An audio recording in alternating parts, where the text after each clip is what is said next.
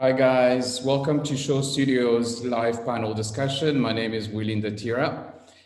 In these discussions, experts from all parts of the industry discuss and debate the most important Fashion Week shows of the season. Today, in the midst of Paris Fashion Week, I'm joined by Jian Deleon. Give us a wave, maybe. Hey, how's it going? I'm Jian Deleon, the men's fashion editorial director at Nordstrom. Hi, Jian. Thanks PC for having William, me. coming in from London. I'm on mute. Hi, everyone. I'm PC Williams, costume designer and stylist based in London. Then it's David Russell Robinson. What's going on? How you doing? Based in Chicago. I'm a photographer, creative consultant, and project manager. Hi. And then Jordan Anderson coming in from Milan, I think. Yes, I'm in Milan. Hi, everyone. I'm Jordan. I'm the editor-at-large of NSS Magazine, a creative director and journalist as well. Okay, welcome, guys. My name is Willy Ndatira, as I said at the beginning, and today we're discussing, I'm a consulting editor at Fantastic Men, a men's magazine based in Amsterdam and London. And a creative consultant. I work with multiple brands, and today we are talking about Louis Vuitton Autumn Winter 2022 collection, which happened yesterday in Paris, and it was Virgil Abloh's last show. It was the 8th. He started his first show in 2000 for the house of Louis Vuitton. It's a French luxury house, for those who don't know. He started, his first collection was in 2019, if I'm not mistaken. That's the show that's being shown on the screen. And unfortunately, the sad thing with Virgil is that he reached the highest heights, but then his life was cut short because there was so much potential in his ideas, in his vision of the fashion industry, in his collaborations, in his support for young talent. And it's a sad, but at the same time, I don't want to make it a sad one because it gets really emotional when you watch his final show, and it's a goodbye letter. It's realizing that this is someone who's facing his own mortality. And yet he produced probably the most clear show to me as his final show. So let's not make it a sad one. And I will start by making my opening question, maybe besides talking about the clothes. I want to hear about everybody else's idea of, in your own opinion, what is Virgil's legacy, in your own opinion? PC. Hi. I've been thinking a lot about this, and I think, there's obviously the passing of Virgil, which is incredibly sad, but I think his life transcends life, right? He lives through so many people, particularly young Black men that he's touched and that he's promoted. And for me, I think the legacy for me is the Virgil Abloh Scholarship Fund, which is a fund which will help young POC creatives to achieve their dreams. And I think when you think about life being beyond your own, but actually the community in which you partake, that to me is the legacy that you want to remember when you're thinking about someone like Virgil. That's an excellent point. Because to me, I think that's the one thing that he strongly introduced in the industry, which is that with that commodity, I think a lot of fashion then is, well-crafted, highly priced commodities. So he gave us back the sense of community, the importance of community, the importance of kindness, and the importance of, supporting those who, for the doors were normally open. For you, Jian, what was his legacy, in your own opinion? Yeah, I mean, to me, Virgil is an avatar for anybody who's ever felt like an outsider in a space that they didn't know they could participate in. His whole premise is he was the ultimate outsider who became the ultimate insider. And he's left quite literally the blueprint to do what he did. Like the first thing he said after his debut show was, "You can do it too." And then, I don't know if he gets enough credit for like free game, like literally how to build a brand. He's like, here's literally what I am doing. It's kind of brilliant if you look back at it. He's like, what, maybe he was setting those stepping stones from day one of, I'm literally making it, so there will be more me's in the future. And I think that's a rich part of what he's left behind. Yeah, I mean, for me, before we started the panel, I received a great email from Nick Knight, who's basically the founder of Show Studio. And my response was that, in my own opinion as well, is his legacy was himself. It was what he managed to accomplish. And at the same time, as you said, the fact that he was a tourist, as he said before, and then he became the purist. As I think it was 2 seasons ago with the bags with tourist versus purist.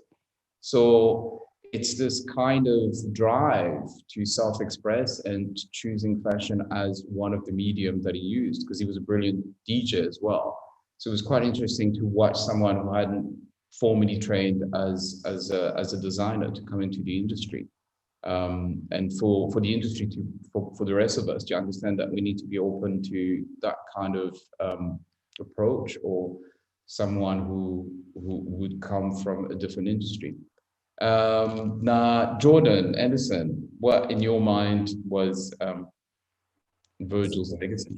Well, his legacy for me was like, it's something that I feel like is very personal. That I think touched me the most and still touches me the most. And for me, that is like his Blackness. I feel like when I look at all of his collections, they are so Black. I'm obsessed with it. His way of just making Blackness and putting Blackness on show as art. I feel like, of course, like we've had Black designers in fashion before, but of course, all of them have been iconic in their own way.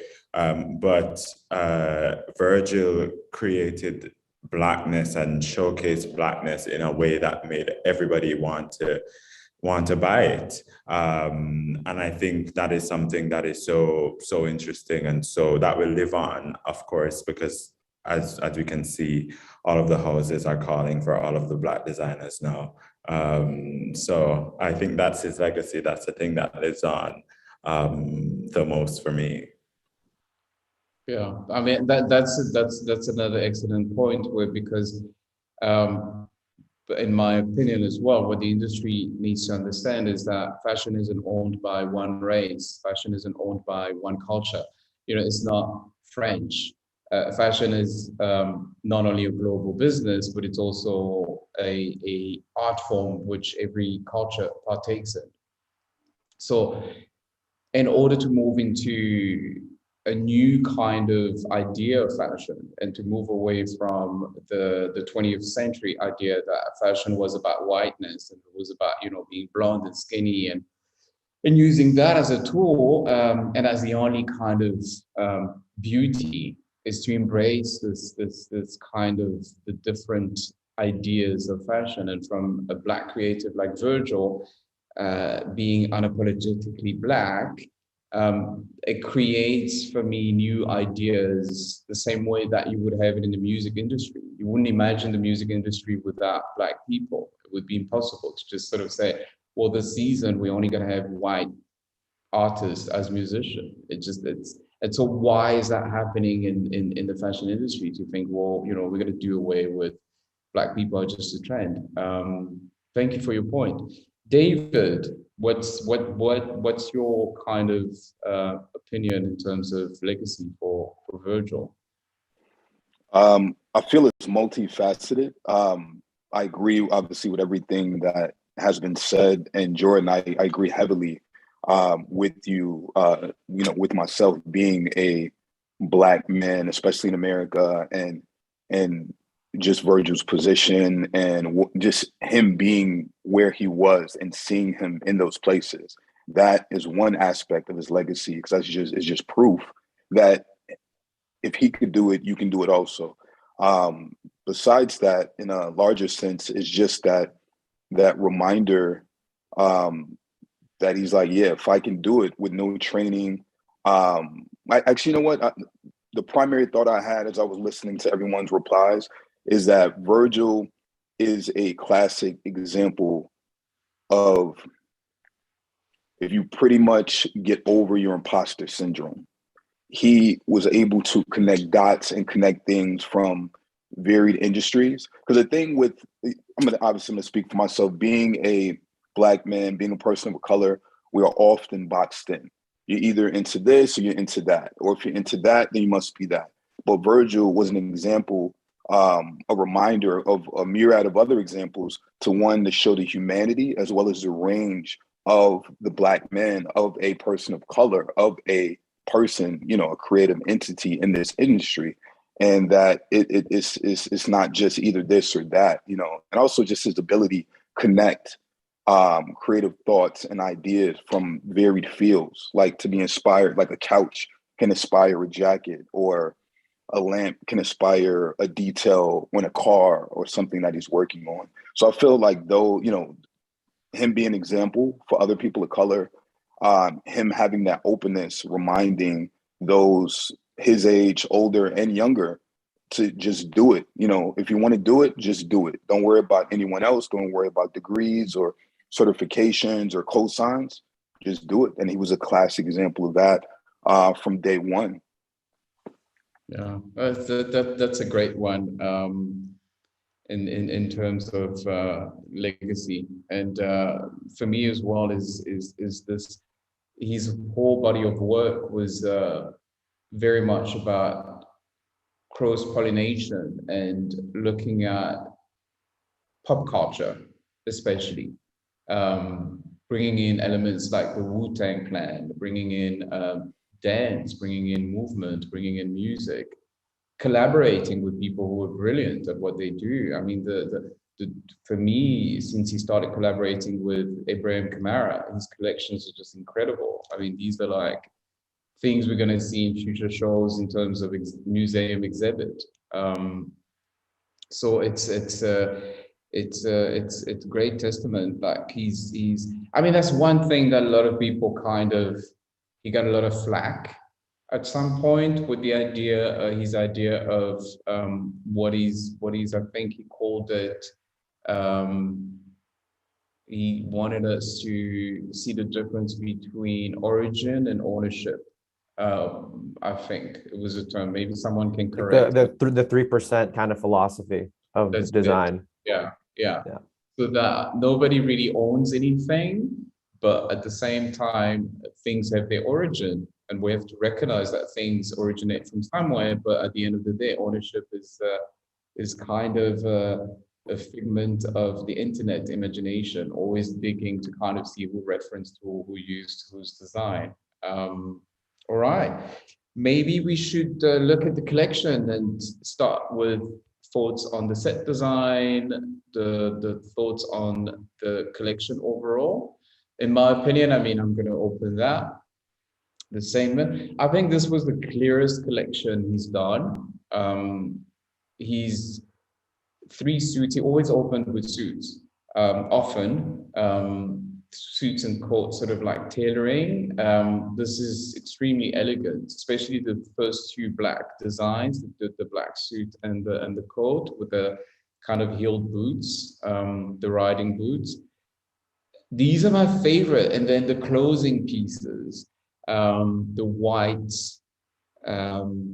white looks, which are very bridal. And I love the fact that he kind of introduced all these full white looks. Yes, as the images, yeah, that's the angel. There's a few veiled looks as well, which were great in closing. And it's kind of this bridal wear for menswear. But I think for me, this collection was the clearest kind of iteration by his team of his work and his vision. Because this is someone who, I don't know if I said in the introduction, the sad thing is he was given one of the biggest platforms, which is Louis Vuitton. You have these brands which are, world stages because of the reach that they have and the means that they have. But time wasn't on his side. But to accomplish what he did in 8 collections while learning is it's not small feat. I think that is for me what I take away from this collection. And obviously that was also the most honest one with some of the elements like the Grim Reaper in some of the tops that he had. I think it's the 4th top, the t-shirt. He had a print of the Grim Reaper. Maybe you keep scrolling. That's the one. Sorry. You see the what? That's the one. Yes, it's where your mouse is. No, the next one. This one had a Grim Reaper on it, which, if you read it from someone facing their own mortality, it's quite it has a different meaning. But enough about me. Jian, what was your thoughts in terms of designs in this collection? Yeah, I mean, I think for people who pay attention to the show notes, like Virgil's show notes are one of my favorite parts about Vuitton, right? Each edition just becomes like a longer version of the previous. And I was fortunate enough to work on an edition for the last collection where we were tossing around ideas about like, how do we do a pop quiz type multiple choice test for, fashion people and people who grew up in streetwear and sneakers like we did. And how do we sort of merge those worlds? I think the key word from this collection though is maintain amorphosis, which is one of many orifices words that he uses. But pretty much it sums up what he was able to do, which was create creatively consistent codes across his body of work and a system in which to preserve them. Like there are pieces that feel unmistakably Virgil. Jordan, to your point, the blackness of his clothes and the way that he was really putting that culture in the forefront, the tourist versus purist bags and the green and white motifs. It's like, that's Newport ads from the 80s, and when he did the Air Force One, to do that in the green and white is also a nod to Aries Sal Foreman, who made Air Force One inspired by the bootleg by Newport cigarettes way back in the day. So there's so many different layers that he ties to his work, but he also legitimizes previously sort of looked down upon forms of culture, or more importantly, untold Black narratives. Like bringing, we brought up music, bringing Juan Atkins of Cybertron and reclaiming the history of Detroit techno on the platform of a Vuitton show is amazing. Like working with Goldie and doing a Metalheads collaboration. It's like, the guy in me that I grew up kind of listening to jungle and drum and bass on the periphery is like amazed that it's been given such a big stage. And I'm not gonna take up too much time. I will say, like, I think the one item that represents Virgil's legacy the best is the varsity jacket.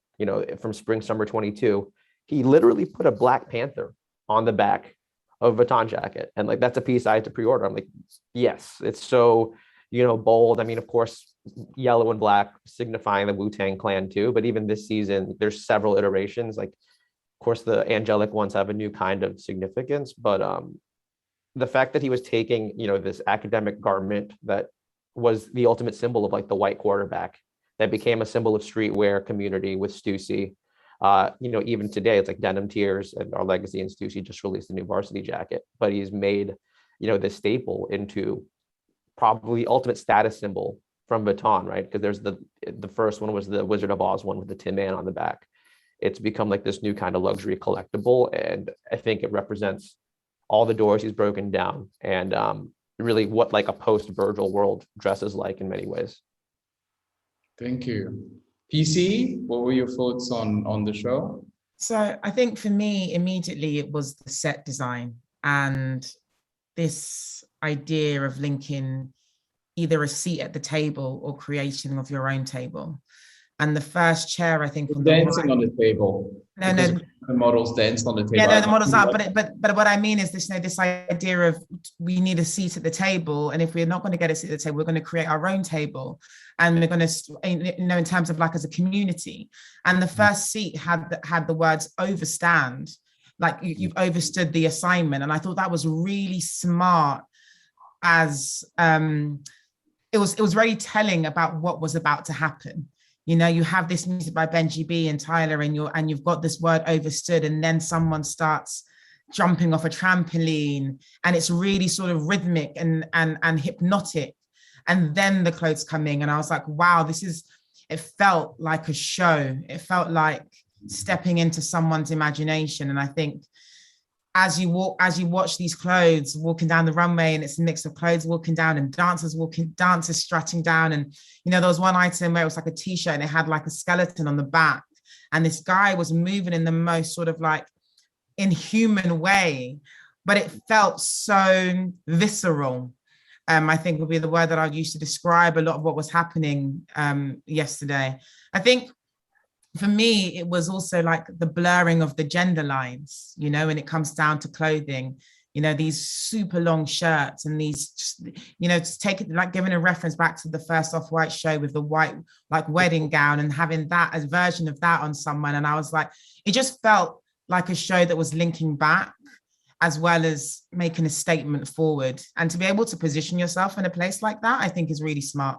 And it says a lot about not just about him, but also about the team that he was working with and those minds and the way they gelled together. The music was, to me, it was more than the clothes. The clothes were were a part of it, but they weren't the sum of it all, you know? Yeah, definitely. David? Any thoughts on the show yesterday? Yeah. For me, I mean, for me, it was definitely a little emotional watching, and the energy, the vibe, you know, everything obviously seemed considerably different.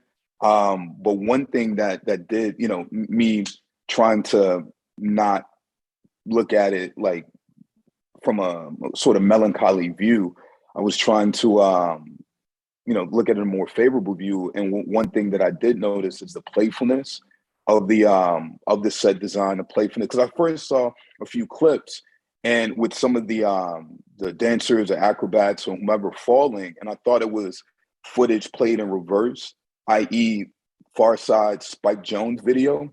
But then I looked and I'm like, oh no, that's real time, and they're, you know, bouncing up and trampoline and whatever it is. So that was a heavy thing for me throughout this final collection, but also extending through his previous collections, a reminder of to have that playfulness, to have that curiosity, to have that wonder. One quote that I've seen posted a lot around the time of his passing, and I'm still pleased to see here and there, it was one of his mantras, is that his 17-year-old self is looking at his adult self and happy and pleased with what he's doing. And to me, that's that just shows the importance, or is a reminder of the importance of staying in touch with that childlike curiosity, that childlike wonder, and oftentimes that childlike joy. And we saw that with a lot of the things that he did with the house over his time that upset a lot of people. Well, I'm gonna say a lot of people. It upset some people. It made others curious. And I would say it likely brought a good amount of people to the house that maybe weren't checking for it as much as they were before, or as closely. Another thing that has been prominent that I've noticed heavy with this show, and even the verbiage as far as understanding, overstanding, as well as the previous shows, is Virgil's unapologetic injection of hip hop in its varied forms into his collection, into his print work, into the verbiage with the show, the subtle cues, even just having the broke off nature of the models wearing the hats. I mean, what I love about his work, and especially the collections, and Jian, you mentioned the notes and everything, is that he adds so many layers. And you know, you can pick a few now. You know, you see the show, you think you have a few of those layers. You come back a month, a few weeks time, and then you're like, oh, now I get that reference that he mentioned, or he was dropping breadcrumbs about this designer or this piece or this or that. And I know, you know, some may have felt a certain type of way about his 3% philosophy. But one thing that I liked and I appreciate, especially for younger designers and younger creatives, whomever that may have looked up to him or looked to him as a guide, is that he showed everyone all the blueprints. He showed everyone all the patents. And that once again goes into that philosophy, like, yo, look, if I can do it, you can do this also. And here's all the tools, here's all the information, so on and so forth. David, I just want to add to that too, right? I think one thing Virgil did and continues to do, right, is he's eradicating high versus low. Like, who dictates high, who dictates low. Like, Exactly. Reggie No and Jim Joe are on the same level as, you know, a Gustave Courbet painting that appears in this collection. Facts. Like, he makes culture and he makes products for kids who discovered Jeff Koons from a Supreme skateboard deck, and he understood that perfectly. Exactly. And to carry on, one last note, I don't want to take up too much time, but to carry on from your point, Jian, in regards to the product legacy, I've always loved and appreciated what he's done using a varsity jacket as the canvas with Off-White, and once he got to Louis Vuitton. But me looking at that, I then started, and reading a few other interviews that he's done, I then started to look further at the footwear and specifically the sneakers, because basically he's taking that view of Jordan 1s, 3s, that mindset, Air Force 1s, so on and so forth, applying that outlook, that view, except with the production capabilities of Louis Vuitton. And he has said, quote, like now, like, I mean, and we see obviously heads going crazy for the LV Nike ones, but even his LV trainers, the sneakers, all those other ones, he had said, he was like, long, whenever I'm away from the house, people will realize that the most collectible aspects that I've done will be the footwear. Because when you really look at the details and production, and we're not dealing with Nike, Adidas, New Balance numbers of thousands. These are, you know, I don't know, you know, exact quantity, but it's on a much smaller scale as far as production numbers. Yeah. Yeah, I mean, for me, a quick note before we go on to Jordan point of view or critic of criticism of the show. In terms of footwear, I was thinking about it, and I mean, I was trained as a designer, and I kind of absorbed fashion from as a teenager. So to me, someone like him who came from sneaker culture, he's worn sneakers his whole life. He's wanted the Air Jordan. He's wanted the sneakers that he kind of recreates with Louis Vuitton. Feels more, how would I say, genuine than let's say Miuccia Prada redesigning a pair of Adidas. Not to say that she does a bad job, but our approach is a different thing. We don't have that lived experience of, you know, having grown up with that pair of shoe and what that shoe represent, what, you know, for a kid, what it means growing up in America and needing the latest Jordans, you know, when school starts after summer. It's a different, you know, we work from a more like, okay, well, that's the shoe, that's the design, how can we incorporate it? So it's a different kind of approach, which I think, as you said, that his footwear is really important. It will be something that people in hindsight will go back and, you know, look at and kind of study it. I think it also comes from understanding the culture, right? From living in the culture. Yeah. And you can't, when you're designing from that space, which is true, as opposed to like thinking about a specific design aesthetic, you're coming at it from a totally different angle. Yeah. And so I think that's why they feel so, there's an authenticity there, which goes beyond the capabilities of design. Yeah.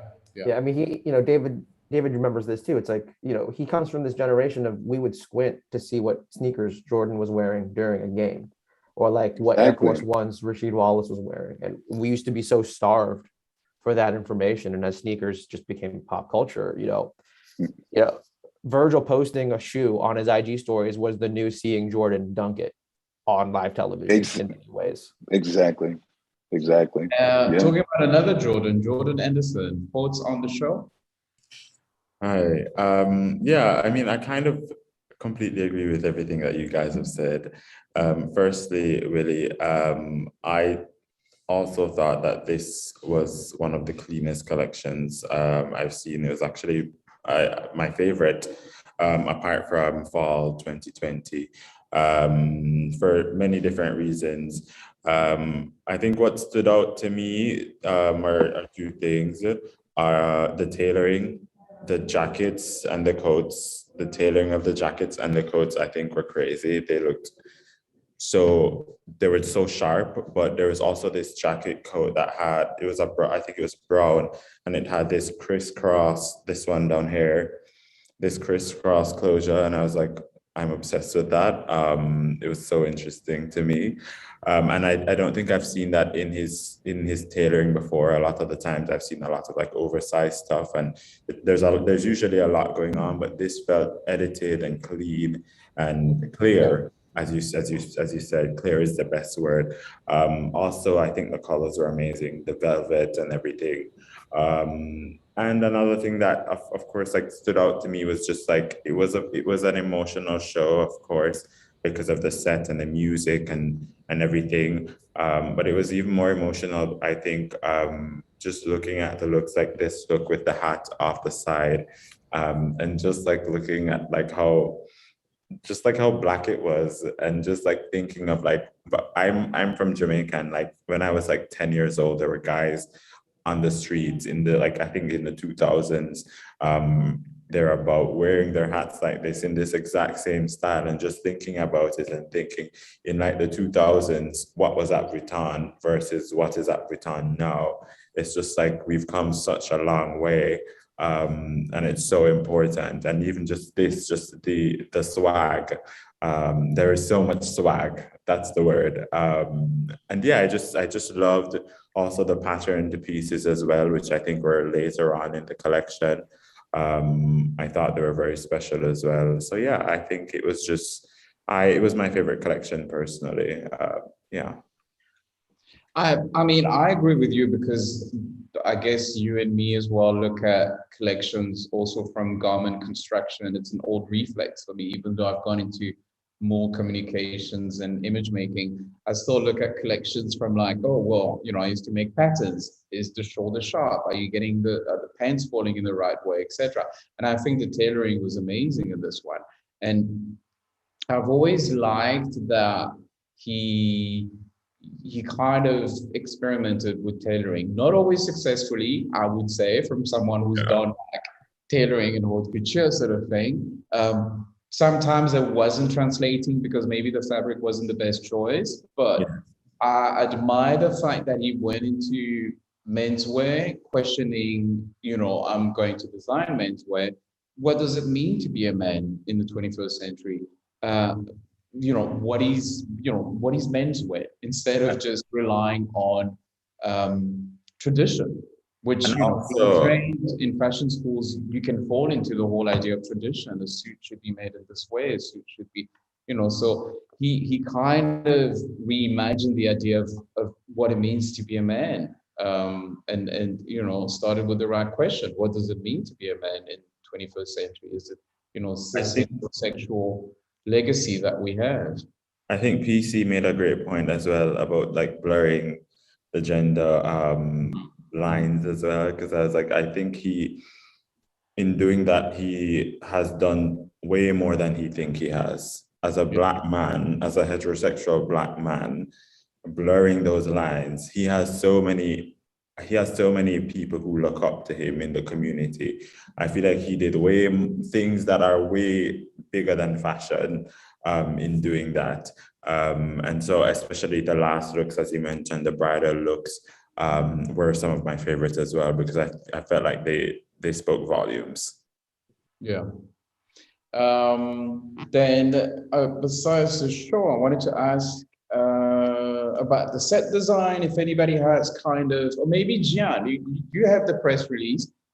Do you have any insights in terms of the set design, ideas behind it? Has anybody received the press release? Unfortunately, I didn't. Yeah, I have it. I mean, I think the set design, you know, the whole collection is the idea of like the Louis dream house.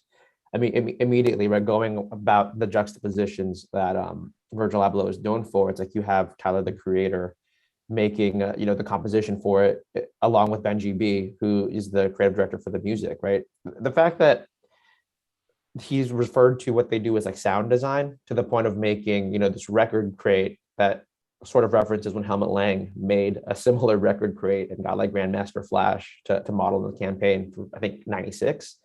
It's about this high lowness that isn't necessarily about that. It's about like, I'm going to push the black canon forward. That's like also in his lexicon, in a way where we were talking about the whole trampoline set and the stairs. It's like reminiscent of the French choreographer Joanne Bourgeois, I believe, who had a similar performance art piece called like La Mécanique de l'Histoire, something like that. But to see these kinds of juxtapositions, you know, to me speaks to two things, which is the fact that he's always chipped away at the idea of Black culture not being a monolith. Like, it's not just hip hop, it's not all streetwear. Like, so often, so many Black creatives can get shoehorned into being like, oh, sneakers or streetwear. And the fact that he was always intellectually curious and wanting to, you know, show the totality of creative contributions and like always validating different points of view is on full on show here.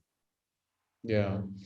If I may add to a little bit, another thing that I've noticed, and as I watched the collection again while you all have been speaking, is how Virgil also, I guess, pushed the boundaries or challenged what exactly is work or professional clothing or work clothing. As you know, his example, you know, I always appreciated the photos he will post, that he would show of himself going into the Louis offices, going into the Louis buildings, and he's wearing a hoodie and a varsity jacket or a puffer or some sneakers. Or so with that, him being the head of a house, or him being, you know, this creative entity in varied professional fields, and definitely I'm sure in situations where he is, if not the only person of color, maybe the only Black man there, he further challenged, you know, are you professional if you're not in a suit or a button down or a tie or things of that nature? He further opened the boundaries of that. Another thing that I noticed in watching the show again with the sound off and just looking at the visuals, looking at some of the set design with the houses, just seeing the top of the houses and thinking of I don't think it was his previous show. It may have been two shows prior, where you had the blue, the cloud imagery, the sky imagery of that nature. It's almost as if this is a continuation of that with the models, with the everyone that's on, you know, on stage, if you will. It's almost like everyone is in the clouds, floating to a degree in some segments. That was the Truman Show. I think that was the set design inspired by the Truman Show, which brings me a little bit, we're going to touch really shortly because of time, on his kind of, it went under the radar, but he kind of used cinema as inspiration. So we've had The Wizard of Oz, we've had the Truman Show, we've had, I think it's one called The Lone Wolf and the Cab as well. And I wanted to quickly these fashion films while we were all on lockdown. I think for me, that just blew me away. And it was like, actually, maybe, you know, cinema and film and you know, moving images are part of his language. Maybe it is something that, as an industry, we always think that, you know, the way of showing clothes is a straight, you know, ramp and everybody walking up and down, and for us to get the best view of the garments. But, you know, once he kind of was restricted by lockdown, I mean, he came out of his shell, and the work was amazing. If the person in charge of the video, maybe you could look at, I think it was, it's the two fashion films. Let me look on my iPad. It was for fall 2021 and spring 2022. I think they made films. Not that one. There's another one in the forest with, I think it starts with someone on a snow. That's the one on a snowy plane. These were amazing. These were mind-blowing. They were really, really good, great. So yeah, so the poet Saul Williams too, right? And I think that's amazing how he's also Mustafa opened this show, and you know, growing up watching Saul Williams and like Slam, it's great to see, you know, again, him elevating all these figures. Like, it's like so much more than clothes. It's like like it's art. I mean, it's literally art. And I just love how there are so many different elements to it. I mean, at the end of the day, I can say I like or I don't like the clothes, but I can't question whether that was a proper show, because, you know, the poetry and the art and the visuals, everything, it's always perfect. It's always stunning, especially after lockdown, as you mentioned. Do we think that's because he's not coming from a design background? Because I think when you have people who excel in a specific practice who haven't come from that practice, who aren't trained in that practice, they bring all of this outside knowledge with them that enables them to think so much differently to everyone else who is within that little pocket, that little bubble and that little pocket of doing the same thing day in, day out. And I think there are some of my favorite people are people who've come from, one practice or one discipline and have moved their attention into another discipline, and their eye is so fresh and it's so inclusive and it's so new because they're coming from a different perspective. They're not bound by the rules. They're not bound of like, oh, you have to do this or that. And he was like, oh, I can't do that, or I shouldn't do that. Why? Why not? Exactly. To always challenge that. Exactly. To push the questioning along, and through that, it's like you see his creative output through that questioning and the pushing of the boundaries. It's also, I think, about community, about surrounding yourselves with people who maybe think similarly but differently to you, where you can have these creative conversations and these challenging conversations, and it can develop into an output which we can all sit here and have like an hour-long conversation about appreciating and discussing, Yeah, I agree. I mean, go ahead. I was just gonna say, I completely agree. I feel like that was definitely why he's able to put on these amazing productions, because he has 5 different eyes from 5 different industries, and that is why he's able to execute it. I definitely was a skeptic at first, I have to say, when they told me that Virgil was coming in and he wasn't a trained designer like everybody else, I think. But I think he definitely proved a lot of people wrong. And not only proved a lot of people wrong, but I feel like showed a lot of other designers up in the process as well, because, of course.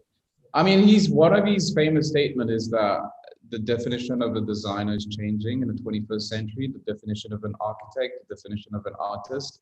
And he wanted to embody that, the fact that, he would be a blueprint, I think Jian said, of a new way of approaching being a creative director at a really mega, it's a big business, Louis Vuitton. I mean, it's not a small feat to have to be responsible for the amounts of stores, the amounts of product, the amounts of communication, etc.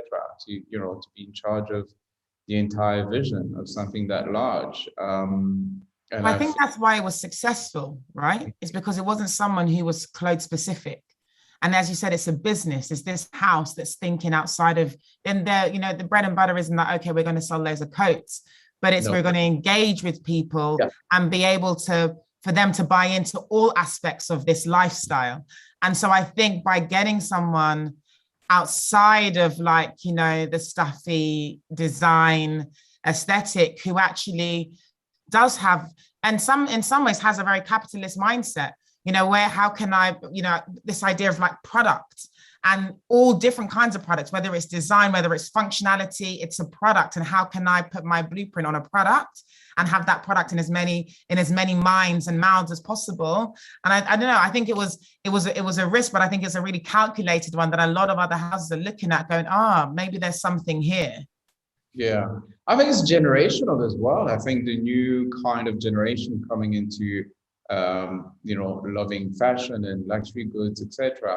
And they often refer to as the supreme pipeline to luxury brands. And they grew up with designers like Virgil, Heron Preston, and very strong kind of Black designers bringing in what I would say is a new take on contemporary fashion. I don't like calling it streetwear because it's taken on a negative connotation sometimes from certain people to sort of do the separation between fashion and streetwear. There's no separation, I think. It's reductive. It's a reductive. Everything we wear is streetwear. So that term is a reductive, if you know, it's a dismissive, reductive term. Yeah, exactly. So to conclude, because we've had a fairly long chat, maybe we could talk about what's next. Everybody take a wild guess. I mean, and he's, I think one of these, at the end of the previous show, his message was that his wish was that it would carry on, that his mentorship of young Black talent, the team that he put together, you know, for him, it was the beginning. He understood that, you know, he was putting in place maybe a system, a way of working. And what do you think would be a wise move for Louis Vuitton? Who do you think they should appoint? Or, you know, this is a guessing game, you know, your guess is as good as mine. Yeah. And who do you think, what vision of Louis Vuitton could be interesting for large luxury home houses? Can I make a stab at it? Because and it's not necessarily who I think will be next, but just what I think is missing.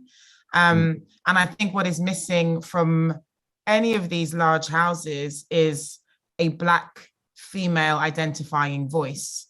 And I think honestly there is, and you know, this is one, when we talk about Virgil, we talk about, you know, his legacy, there's so much emphasis on young Black men. And there are so many young Black women who are doing so much for the world of design, who are being completely ignored and overshadowed. You know, someone like Martine Rose, who's been around for donkey's years and hasn't been given her fair opportunity to have that spotlight on her. And I just, as a Black woman, I'm putting it out there. I'm for the sisters. We need a moment ASAP. Yes. I am the same. I am backing it like 100%. I mean, I mentioned it on my Instagram. It was like, Wells Bonner, Martine Rose, where are they? Why isn't Paris coming knocking? You know, it's like, Well, to PC's point, I think give them a larger platform than their own brands. You know, these women are very accomplished in their vision of menswear and what they create. I think the easiest choice that Vuitton could make is to appoint Abe. Although I don't think he's going to take that job because his hands are already full. But I think that what they should do is go ahead and do an outsider again. Pick an outsider, somebody who is completely out of it, a Black woman who we don't know, or somebody who, but I feel like it has to be somebody Black. But just music. Yeah, just somebody who we don't know, a name who they believe in, but we don't know, to just come and steal the show. I feel like that's just the best move. Jian? Yeah. Oh, I was just gonna add on to what PC was saying. For me, like the fact that 3 of the most interesting menswear designers from London as of late, Martine Rose, Wells Bonner, and Bianca Saunders, are all 3 Black women. Like those are 3 of my favorite brands right now. I think speaks to the state of where a lot of talent's coming from. I won't speak, you know, to what Vuitton should do. I just will say that I think that what are the lasting effects of Virgil, right? Everyone talks about Gen Z. I'm super interested in Gen B, like the kids that he inspired, the person who's watching, you know, this panel right now and thinking one day I'm going to be on that panel, or fuck it, one day I'm going to lead that panel. Like that's what I'm most interested in. The fact that, you know, Twitter has this campaign about manifesting, and Virgil embodied that in many ways. Yeah. David, any thoughts on the next step for LV, or not really? I mean, I agree with everything that's been said. It would be a wish, I won't say should, but a wish, or I'd be really intrigued if they did hire a woman of color, a Black woman. Whatever they do, I agree with Jian, and I hope they continue in that vein of, if it's not an individual person or if it's his team that he worked with, but I hope they keep it in the same vein or same spirit that Virgil was originally hired. They continue this on and kind of keep it unexpected and keep us all on our toes. I feel that would be the most interesting for the brand. I hope they don't pull a Heidi Slimane Celine thing and turn the entire thing around. Oh, that's true. Yeah. I mean, I mean, he's opened many doors. He's reached heights again, like I mentioned in the introduction, that, you know, has made it clear that it can be done. And for Louis Vuitton as well, that you can be bold in choosing your creative directors. You can introduce the idea of Black designers at Paris fashion houses, or besides Roustan as well. So, I mean, for me, it's a message of hope. I think his legacy was like, the guy was amazing through his kindness. The way he lived is his biggest legacy. And doing this panel with you guys was a joy and a pleasure. And I hope for the guys listening in that it was interesting. So thank you. Thank you for being such a great chair, Willy. Sorry? Thank you. So thank you for being such a great chair. Yes, thank you. Thank you, guys. So thank you all to the panelists and our virtual audience. Thank you for watching. For more extensive Fashion Week coverage, be sure to visit showstudio.com. If you're watching via Show Studios YouTube, be sure to like, comment, subscribe below, and we will see you next time. Bye, guys.